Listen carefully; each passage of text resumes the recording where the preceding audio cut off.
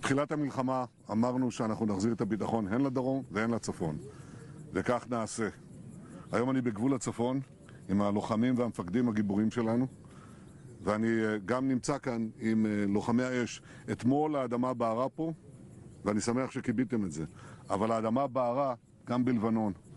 מי שחושב שהוא יפגע בנו ואנחנו נשב בחיבוק ידיים, טועה טעות גדולה. אנחנו ערוכים לפעולה מאוד עצימה בצפון. בדרך זו או בדרך אחרת, אנחנו נחזיר את הביטחון לצפון.